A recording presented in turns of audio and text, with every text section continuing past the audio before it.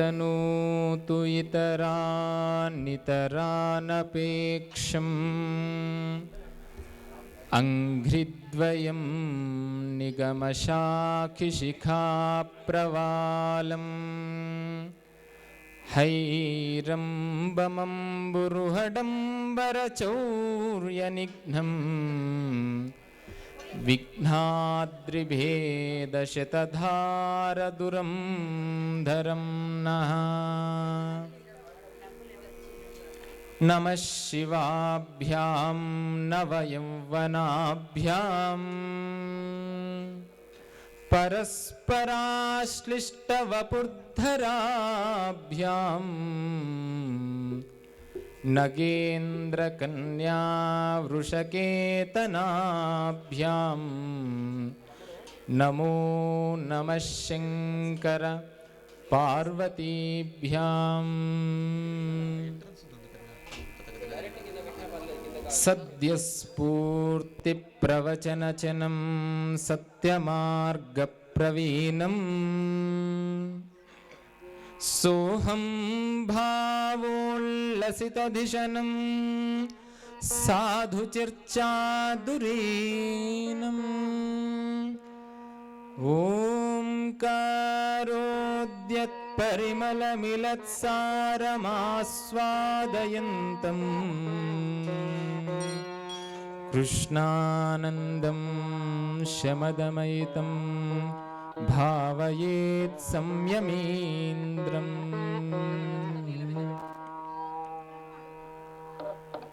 नारायणाय नलिनायतलोचनाय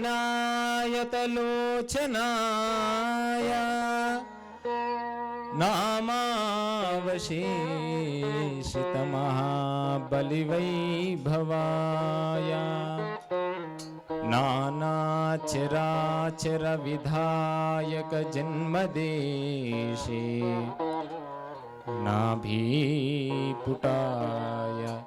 पुरुषाय नमः परस्मै।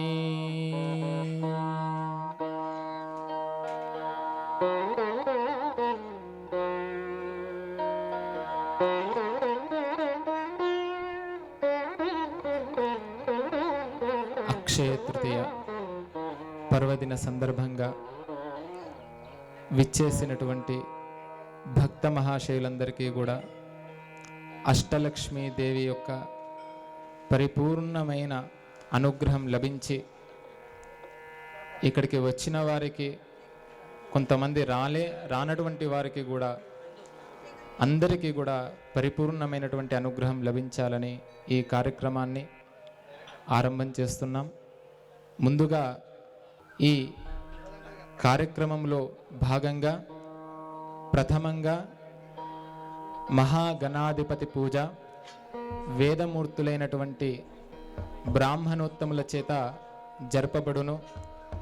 దానికంటే ముందుగా మనము ఒక చిన్న కథ ద్వారా ఈ కార్యక్రమాన్ని ఆరంభం చేసుకుందాం. అందరికీ కూడా తెలిసినటువంటి కథనే. అనగనగా ఒక రాజు, ఒక బామ్మగారు చెబుతూ ఉంటారు, పిల్లవాడు ఏడుస్తూ ఉంటే ఆ రాజుకి 7 కుమారులు ఎక్కడికి వెళ్తారు? వేటకు వెళ్తారు. వేటకు వెళ్ళి 7 చేపలను తీసుకొని వస్తారు. వాటిని ఏమి చేస్తారు? ఎండబెడతారు. అందులో ఒక చేప మాత్రమే ఎండదు. ఆ చేప ఎందుకు ఎండలేదు అని ఆక్షేపిస్తూ ఉంటారు. అప్పుడు గడ్డి మోపు అడ్డు వచ్చింది, గడ్డి మోపును కూడా ఆక్షేపణ జరుగుతూ ఉంటుంది. గడ్డి మోపు ఎందుకు అడ్డు వచ్చావు? ఆవు మేయలేదు. ఆవు ఎందుకు మేయలేదు? పాలికాపు పశువుల కాపరి మేయించలేదు. సరే, పశువుల కాపరిని కూడా పాలికాపును కూడా ఎందుకు మేయించలేదయ్యా అనగా అవ్వ బువ్వ పెట్టలేదు. అవ్వ ఎందుకు బువ్వ పెట్టలేదు? పిల్లవాడు ఏడ్చాడు. పిల్లవాడా ఎందుకు ఏడ్చావు? చీమ కుట్టింది. చీమను కూడా చీమ ఎందుకు కుట్టావు? నా బంగారు పుట్టలో వ్రేలు పెడితే కుట్టనా గిట్టనా అన్నది. ఏమిటి? అర్థము పర్థము లేని విధానంగా ఉందే కథ. ఈ కథనే ఇక్కడ ఉన్నటువంటి వారందరికీ కూడా ఈ కథ తెలుసు. ఈ ఒకటే కథ తెలవన్నా మిగతా ఎన్నో కథలు ఉన్నాయి. అంటే తత్వం లేనటువంటిది ఎవరి నాలిక మీద కూడా నానది. ఇందులో ఒక తత్వం ఉన్నది. సరే, రాజుగారి కుమారులు వేటకు వెళ్ళారు, బాగానే ఉంది. వేటకు వెళ్తే ఏదో ఒక సింహాన్నో ఒక పులినో చివరికి ఒక జింకనైనా తీసుకొని రావాలి కదా, కుందేటి పిల్లనైనా తీసుకొని రావాలి కదా. ఏమిటి 7 చేపలను తేవడం ఏమిటి? ఇందులో ఒకటి మాత్రమే ఎండకపోవడం ఏమిటి? 7 చేపలు 7 వ్యసనాలకు ప్రతీక. 7 వ్యసనాలు ఏమిటి? ప్రతి ఒక్కరిలో ఈ 7 వ్యసనాలు లేనటువంటి వారు నరుడు రూపంలో ఉండేటువంటి శివుడు, మానవుడి రూపంలో ఉండేటువంటి మాధవుడు. ఈ 7 వ్యసనాలు ప్రతి ఒక్కరికి ఉంటాయి. ఈ 7 వ్యసనాలను తొలగించుకోవడానికే కావచ్చు మనమందరం ఇక్కడికి వచ్చినది. ఏమిటి 7 వ్యసనాలు? ప్రథమంగా కామం, అంటే కోరిక ఉండాలి. కామహ అంటే సంస్కృతంలో ఏమిటి? కోరిక. కోరిక ఉండాలి. ఆశయంగా జీవించాలి. ఆశ లేకుంటే మనం జీవనం సాగించడం కష్టం. ప్రస్తుత కలియుగములో ఆశయంతోని జీవించాలి. ఆశయం లేదు. ఇప్పుడు ఏమున్నది? అత్యాశ. అత్యాశ అంటే ఎదుటి వారికి ఉన్నది నాకు లేదు అనేటువంటిది. ఈ అత్యాశ దేనికి దారి తీస్తుంది? ఎప్పుడు కూడా ఎదుటి వారి మీదనే. ఇంకా ఇప్పుడు అపార్ట్మెంట్లు ఎటు చూసినా కూడా చెట్లు కొండలు ఇవన్నీ కూడా పోయినాయి. ఈ పక్కన ఇల్లు, ఈ పక్కన ఇల్లు, ఎదురుగా ఇల్లు, వెనకాల వెళ్ళు, మొత్తం ఇలానే ఉంటుంది మన దృష్టి. అంటే వాడు ఏమి తెచ్చుకున్నాడు, నేను కూడా అది తెచ్చుకోవాలి. వీడు ఏమి తెచ్చుకున్నాడు, ఇప్పుడు వాడు వీడు వాడు ఇంతే. అందుకనే పోతన గారు అద్భుతమైనటువంటి పద్యం చెబుతారు భాగవతంలో. అలసులు మంద బుద్ధి పరులు అల్పతరాయువులు ఉగ్రరోగ సంకలితులు సుకర్మంబు ఇవ్వి చేయజాలరు ఈ కలియుగమందు మానవుల్. అలసులు ఏమి చేయరు, ఊరికే అలసిపోతామంట. ఏమి చేస్తున్నాం? హనుమంతుడిలాగా సముద్ర లంఘనం చేశామా? శ్రీరామనామం పలుకుతున్నామా? నిత్యము కూడా నిత్యము కూడా ఫలం లేకుండా ఏదైనా కార్యం చేస్తున్నారా? అలా మనస్సు మీద పెట్టుకోండి, ఒక్కసారి చేతి పెట్టుకొని చెప్పండి. ఏమీ ఆశించకుండా ఎవరైనా చేస్తున్నారా? ఎదుటి వారికి చేస్తే నాకేమి లాభం? అలసులు మందబుద్ధి పరులు, ఎవరి ధర్మాన్ని వారు ఆచరించరు. విద్యార్థి, పిల్లవాడు, బ్రహ్మచారి విద్యార్థి ధర్మాన్ని ఆచరించాడు. సరిగ్గా చదవమంటే చదవడు. ఏమండి మా పిల్లవాడు అసలు ఏమీ చదువుతలేడండి అంటాం. గృహస్థుడు గృహస్థ ధర్మాన్ని సరిగ్గా పాటించడు. వానప్రస్థుడు వానప్రస్థాశ్రమాన్ని సరిగ్గా పాటించడు. మందబుద్ధి పరులు, ఎప్పుడు కూడా బుద్ధి అనేటువంటిది మందంగా ఉంటుంది. అలసులు మందబుద్ధి పరులు అల్పతరాయువులు. అసలు మానవుడి ఆయుష్ ఎంత అంటే అసలు మానవ అంటేనే చాలా ఆనందం. ఎందుచేతనంటే ఎన్నో జన్మలలో చేసినటువంటి సుకృతం ద్వారా కానీ ఈ మానవ జన్మ మనకు లభించదు. మా నవ, మా అంటే ఏమిటి? మా టీవీ అని ఉంది కదా, మా టీవీ అంటే మన టీవీ అనే కాదు. మా అంటే అమ్మవారికి పేరు. రమ, మా, లక్ష్మి, పద్మాలయ అని అమ్మవారికి పేర్లు. అలాంటి ఆ లక్ష్యాన్ని, ఆ లక్ష్మిని, సంతృప్తి అనేటువంటి సంపదను ఇచ్చేటువంటి నూతనమైనటువంటి జన్మనే మానవ జన్మ. చాలా గొప్పనైనటువంటిది. ఎన్ని జన్మల్లో చేసినటువంటి సుకృతం ద్వారానే ఏదో పశువుగానో, ఏదో కుంటివాడిగానో, గుడ్డివాడిగానో ఏదో ఒక వంక ఇచ్చేసి మనకు భగవంతుడు మనకు ఆ జన్మనివ్వలేదు. సంపూర్ణమైనటువంటి మానవత్వాన్ని ఇచ్చిండు. అలాంటి దీన్ని జన్మను సార్థక్యం చేసుకునేటువంటి విధానంగా జీవనం గడపమని చెప్పాడు. అలా అల్పతరాయువులు ఏమవుతుంది, ఇప్పుడు 120 సంవత్సరాలు మానవుని యొక్క ఆయుష్ అయితే, అందుకనే 60 కాగానే 60 120 60 కాగానే షష్ఠి పూర్తి అని చేస్తారు అన్నట్టు. ఇప్పుడు ఎంత 60 70 80 రాగానే కూడా అనేకపరమైనటువంటి ఇబ్బందులు.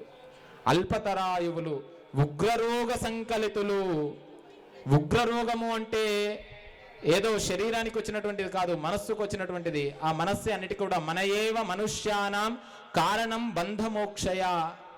ఈ మనస్సేనంట బంధానికి మోక్షానికి కారణం. అలా ఉగ్రరోగ సంకలితులు సుకర్మంబు ఎవ్వి చేయజాలరు.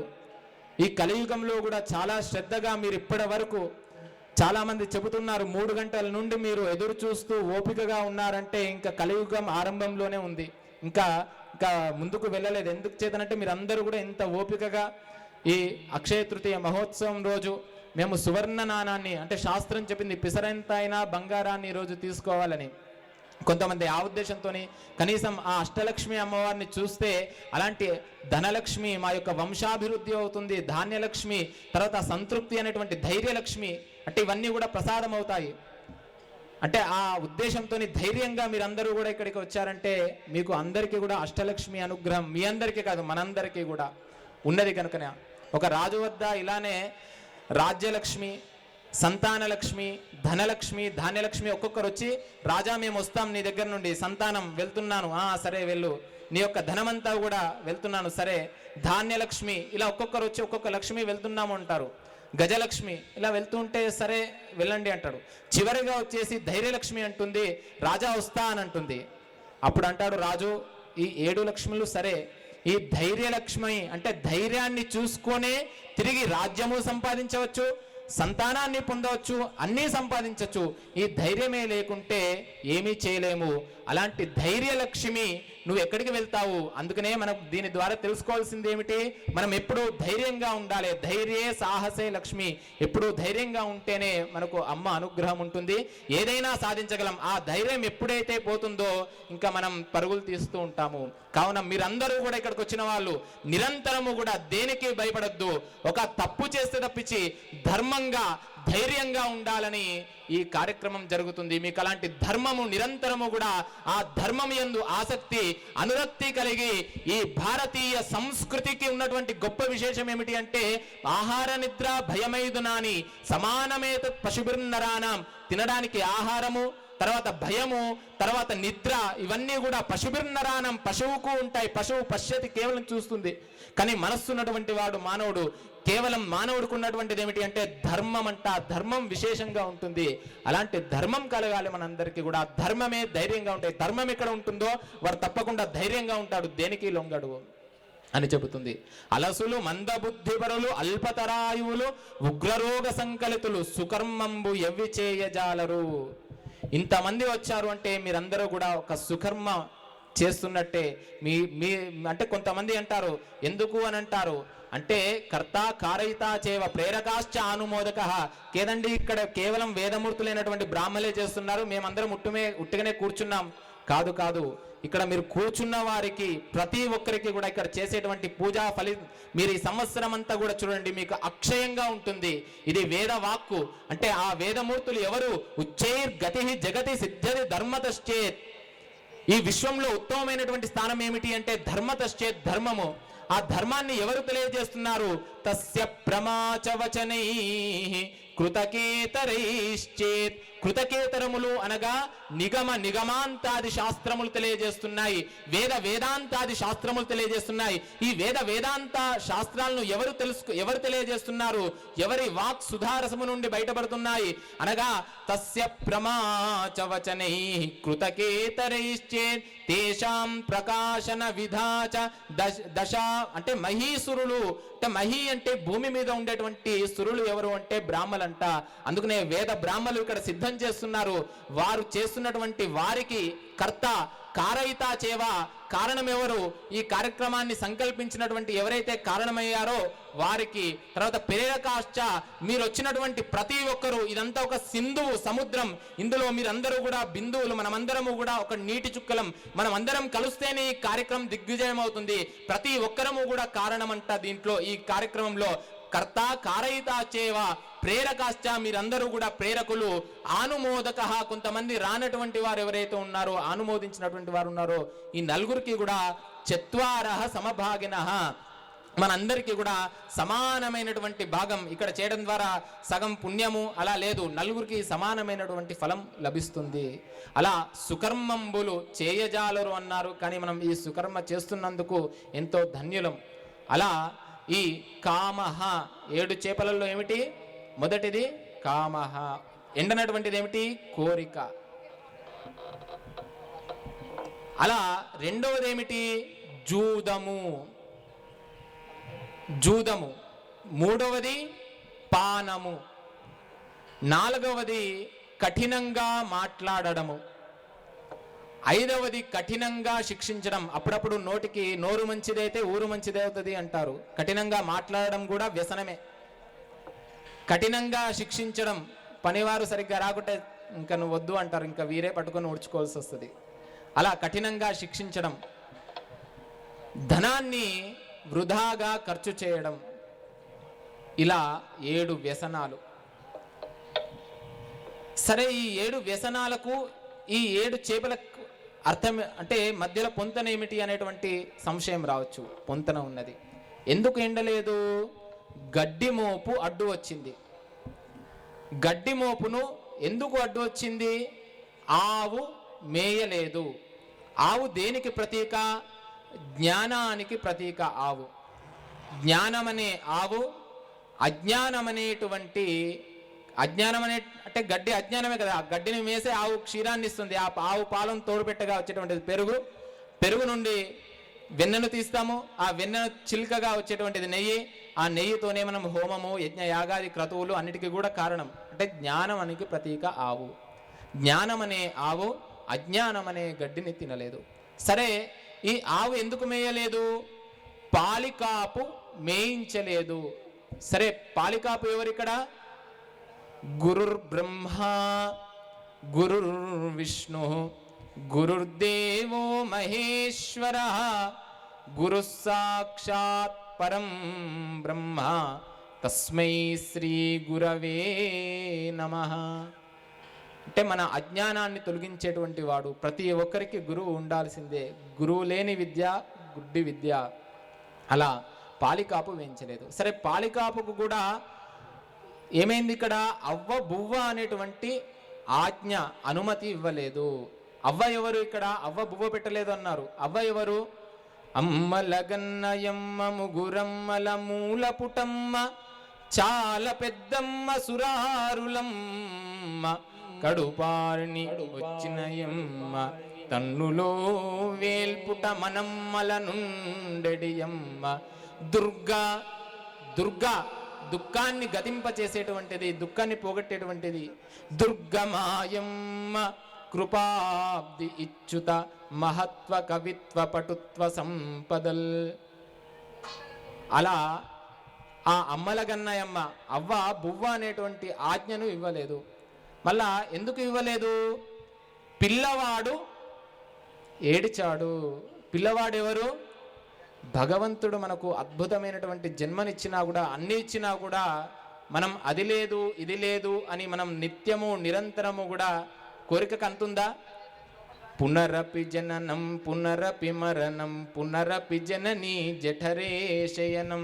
ఇహ సంసారే బహుదుస్తారే కృపయా పారే పాహి మురారే.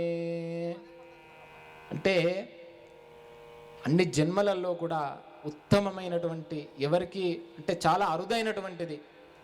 దీన్ని కొనగలుగుతామా? కొనలేమంట. కేవలం ధర్మం ద్వారా పుణ్యం ద్వారానే మనం సంపాదించుకోగలుగుతాం. ఇలాంటి జన్మ వచ్చినాక కూడా మనం ఎప్పుడు కూడా అత్యాశ దురాశలతోని పరుగులు తీస్తున్నామే. ఈ పరుగులు తీయకుండా మనల్ని ఒక ఉత్తమంగా ఒక మానవుడు మాధవుడుగా ప్రతి ఒక్కరూ అలా తయారు కావాలి. మన యొక్క సంస్కృతి అంత గొప్పనైనటువంటిది. భారతీయ కేవలం భారతదేశంలో భారతదేశం అంటేనే చాలు పుణ్యం వస్తుంది. ఎందుచేత భా అనగా ప్రకాశము, కాంతి, వెలుగు. ఇలాంటి ప్రకాశవంతమైనటువంటి కాంతివంతమైనటువంటి జీవనం యందు అనురక్తి రత అనురక్తి ఆసక్తి కలిగి ఉంటాం. కాబట్టి భారతీయుడుగా పుట్టినందుకు ఇది కర్మభూమి, అది భోగభూమి. కేవలం ఈ కర్మభూమి మీద, ఈ ధన్యభూమి మీద, ఈ జన్మభూమి మీద పుట్టినందుకు మనమందరము కూడా ధన్యాత్ములం. ఎంత చేసినా కూడా ఈ భూమికి రుణం తీర్చుకోలేము. అందుకనే ఉదయం లేవగానే సముద్ర వసనేదేవి పర్వతస్థన మండలే విష్ణుపత్ని నమస్తుభ్యం పాదస్పర్శ క్షమస్వమే అని తప్పకుండా నమస్కారం చేయాలి. అలా పిల్లలం మనమందరము కూడా. అమ్మ ముందట ఏంటిది, అందరం పిల్లలమే కదా. పిల్లవాడు ఏడ్చాడు, మనమందరము కూడా అది లేదు ఇది లేదు అంటే పిల్లవాడు ఒక్కడే కాదు, మనమందరము కూడా ప్రతి ఒక్కరు కూడా ఎవరైనా బాగున్నారా అయ్యా అంటే ఎవరైనా ఒక్కరు చేతెత్తండి నేను చాలా బాగున్నాను అంది ఒక్కరు. అంటే అన్నిచ్చినా కూడా ఆశకు కోరికకు అంతం లేదు. సంతృప్తి అనేటువంటి సంపదతోని ఏదైనా కూడా కర్మ ఫలంగా మనం తప్పకుండా భగవంతుడు ప్రసాదించినటువంటి దాన్ని స్వీకరించి ఉత్తమంగా జీవనయానం చేయాలి. అలా మనం పిల్లవాడు ఏడ్చాడు. ఎందుకు ఏడ్చాడు? పుట్టలో బంగారు పుట్టలో వ్రేలు పెడితే కుట్టనా గిట్టనా అన్నది. బంగారు పుట్ట ఏమిటి? ఈ ప్రపంచమంతా బంగారంలా భ్రాంతిని కలిగిస్తూ మనకున్నదే ఈ ప్రపంచం. ఈ ప్రపంచమే బంగారు పుట్టనంట. మనకు మీదికి భ్రాంతిని కల్పిస్తుంది. అందులో వ్రేలు పెట్టాం, కుట్టనా గిట్టనా అన్నది. చీమనే కామము. ఇందులో రావణాసురుడు అతి కామం వల్ల కఠినంగా మాట్లాడడం ద్వారా, మళ్ళా తర్వాత దశరథుడు వేట ద్వారా, ఇలా రాక్షస గురువైనటువంటి శుక్రాచార్యుడు మద్యపానం ద్వారా, ఈ 7 వ్యసనాల ద్వారా వారి యొక్క మనం కథా వృత్తాంతాలు మనం తెలుసుకోవచ్చు. కానీ ఈ 7 వ్యసనాలకు మనం లోను కాకుండా మనస్సు నిగ్రహం చేసుకొని చాలా ఉత్తమంగా జీవనం చేద్దాం. ఈ అక్షయ తృతీయ రోజు ఒక్కసారి మీరందరూ కూడా ఒక్కసారి అమ్మవారికి ఇంకా ఆరంభమవుతుంది పూజా కార్యక్రమం. ఆ ఆరంభమయ్యే ముందు మనం ఇప్పుడు చిన్నగా ఆరంభమయ్యే ముందు ఒక్కసారి అమ్మవారికి జగదంబ మహారాజ్ఞికి ఒక్కసారి అందరూ కూడా జగదంబ మహారాజ్ఞికి అంటే భగవంతుడు ఊర్ధ్వలోకంలో అలా అందరూ కూడా ఇలా చూస్తారు కదా, ఓ మై గాడ్ అనుకుంటూ. అందుకనే చేతులు మీదికి పెట్టి జగదంబ మహారాజ్ఞికి. ఇప్పుడు భారతీయ సంస్కృతి ఇక్కడ ఏమీ వేరే లేదు. శాస్త్రీయంగా శాస్త్రోక్తంగానే జరుగుతుంది. మనం చేసుకోలేనటువంటిది, ఈ తరించేటువంటిది అక్షయంగా ఉండడానికి ఈ కార్యక్రమాన్ని ఆరంభమవుతుంది. వాతాపి గణపతిం భజే ద్వారా ఈ కార్యక్రమం ఆరంభము.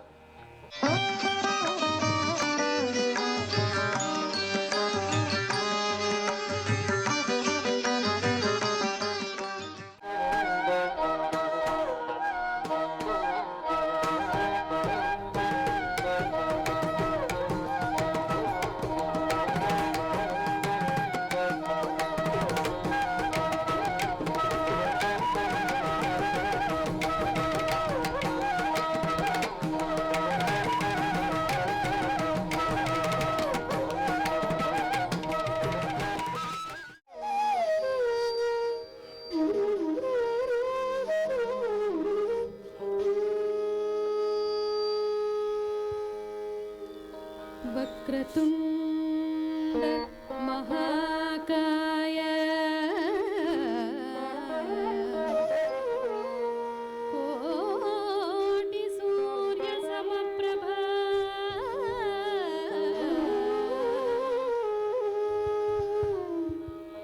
निर्विघ्नं कुरु मे देव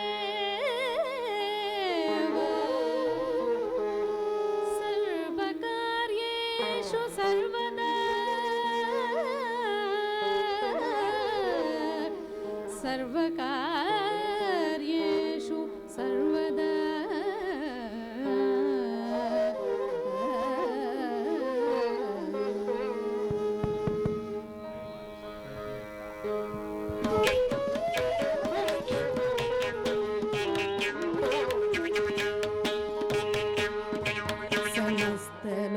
समस्तलोकशङ्करं निरस्तदैत्यकुञ्जरं तरेतरोदरं वरं वरे भवत्रमक्षरं समस्तलोकशङ्करं निरस्तदैत्यकुञ्जरं तरेतरोदरं वरं वरे भवत्रमक्षरं कृपाकरं क्षमाकरं मुदाकरं यशस्करं मनस्करं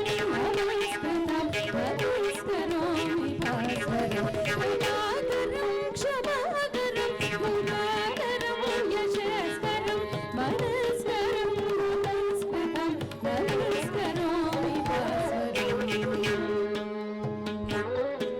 नमस्करोमि भास्वरं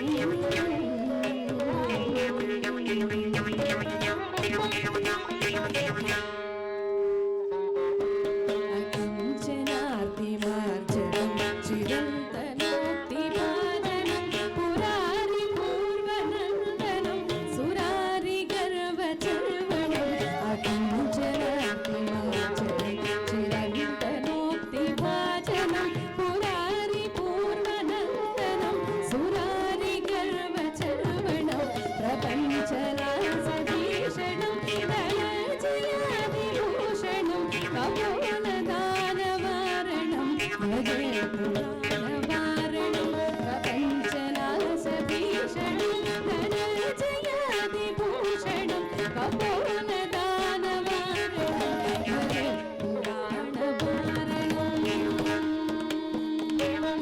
भजे पुराणवारणं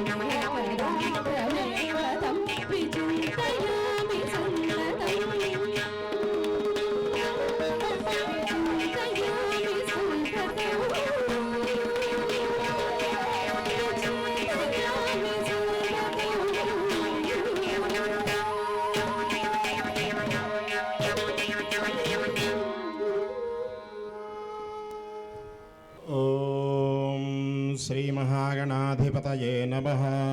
ఓం శ్రీ మహాసరస్వత్యై నమః. ఓం శ్రీ గురుభ్యో నమః. హరి ఓం. శ్రీకృష్ణాద్వైత సిద్ధాంత స్థాపినం యతిశేఖరం భావనాబల సంపన్నం భావానందగురుం భజే. శ్రీకృష్ణాద్వైత సిద్ధాంత సూత్రానుష్ఠానయోగినం భగవన్నామ సంపన్నం విశ్వనాథ గురుం భజే. బ్రహ్మా గురుర్విష్ణు గురుదేవో మహేశ్వరః గురు సాక్షాత్ పరం బ్రహ్మ తస్మై శ్రీ గురవే నమః.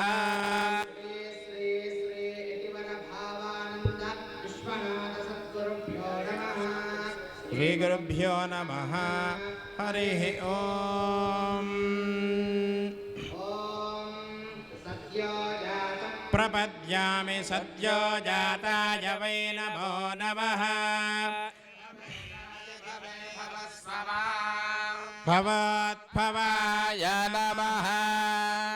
देवाय नमो ज्येष्ठाय नमः श्रेष्ठाय नमो रुद्राय नमः कालाय नमः कलविकरणाय नमो बलविकरणाय नमो बलाय नमो बलप्रधानाय नमः सर्वभूतदमनाय नमो मनोन्मनाय नमः अघोरेभ्यो दघोरेभ्यो घोरघोरधरेभ्यः सर्वेभ्यः सर्वेभ्यो नमस्ते अस्तु रुद्ररूपेभ्यः रुषाय विद्महे महादेवाय धीमहि तन्नो रुद्रः प्रचोदयात् ईशानः सर्वविद्यानामीश्वरः सर्वभूतानाम् आधिपतिर्ब्रह्मणोऽधिपतिर्ब्रह्मा शिवो मे अस्तु सदा शिवो सह नो भुनक्तो सह वीर्यङ्करवावहै तेजस्विनावधीतमस्तु मा विद्विषावहै ॐ शान्तिः शान्तिः शान्तिः शन्नो भवत्वर्यमा शन्न बृहस्पति शन्नो विष्णुरुक्रमः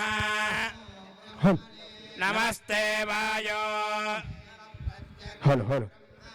त्वमेव प्रत्यक्षं ब्रह्म वदिष्यामि सत्यं वदिष्यामि तद्वक्तारमवतु अवतु वक्तारम् शान्तिः नमः सदसस्पतये नमः सखीनां पुरोगानां चक्षुषे नमो दिवे नमः पृथिव्यै सप्रथसभां मे गोपाय ये च सभ्याः सभासदः तानिन्द्रियावतः कुरु सर्वमायुरुपासताम्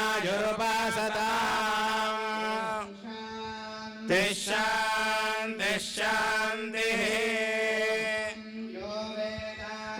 स्वरः प्रोक्तो वेदान्ते च प्रतिष्ठितः तस्य प्रकृतिलीनस्य यः परः स महेश्वरः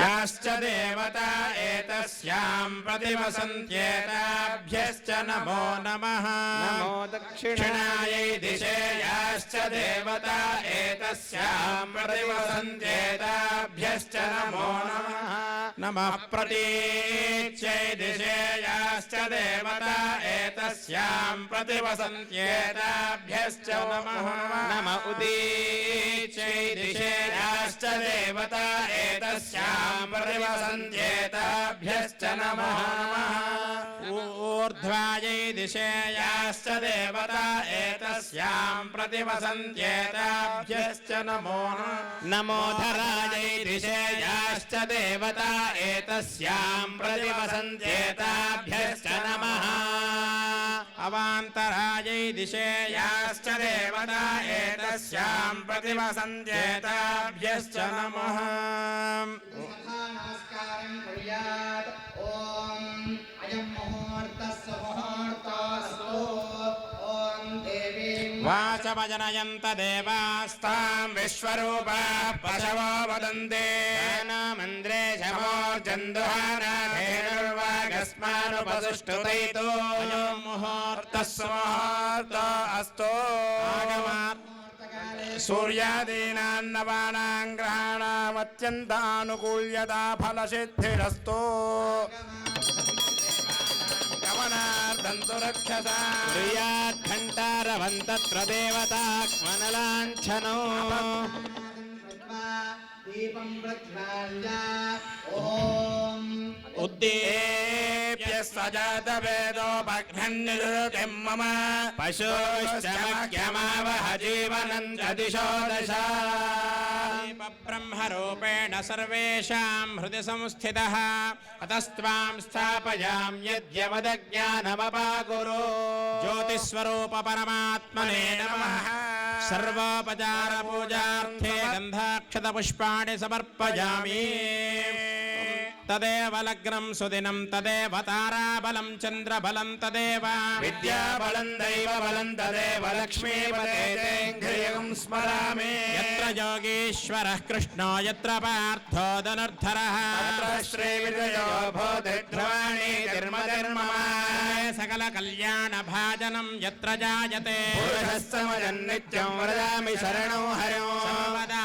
सर्वकार्येषु नास्ति तेषाममङ्गलम् येषां हृदिस्थो भगवान् मङ्गलाय तनो हरिः लाभस्तेषां जयस्तेषां कुतस्तेषां पराभवः येषामिन्देवरश्यामो हृदयस्थो जनार्दनः आपदामपहर्तारं दातारं सर्वसम्पदा लोकाभिरामौ श्रीरामौ भूयो भूयो नमाम्यहम् हस्तैकदन्तश्च कपिलो गजकर्णिकः लम्बोदरश्च विकटो विघ्नराजो गणाधिपः केतुर्गणाध्यक्षो फालचन्द्रो गजाननः वक्रतुण्डश्चोर्पकर्णो हेरम्बस्कन्दपूर्वजः षोडशैतानि नामानि यः पठेत् शृणुयादपि विद्यारम्भे विवाहे च प्रवेशे निर्गमे तथा ग्रामे सर्वकार्येषु विघ्नस्तस्य न जायते शुक्लाम्बरधरं विष्णुं शशिवर्णं चतुर्भुजं नवदनं ध्यायेत् सर्वविघ्नोपशान्तये अभीप्सितार्थसिद्ध्यर्थं पूजितो यस्सुरासुरैः सर्वविघ्नहरस्तस्मै गणाधिपतये नमः सर्वमङ्गलमाङ्गल्ये शिवे सर्वार्थसाधिके त्र्यम्बके देवी नारायणि नमोऽस्तु ते श्रीलक्ष्मीनारायणाभ्यां नमः महेश्वराभ्यां नमः वाणी हिरण्यगर्भाभ्यां नमः पुरन्दराभ्यां नमः अरुन्धदेवतिष्ठाभ्यां नमः सीतारामाभ्यां नमः सर्वेभ्यो ब्राह्मणेभ्यो महादेव्यो नमो नमः संरक्षाल्या आचम्य प्राणानायम्य आचम्य ओम नारायणाय स्वाहा ओम माधवाय स्वाहा ओम गोविंदाय नमः ओम विष्णवे नमः ओम मधुसूदनाय नमः ओम त्रिविक्रमाय नमः।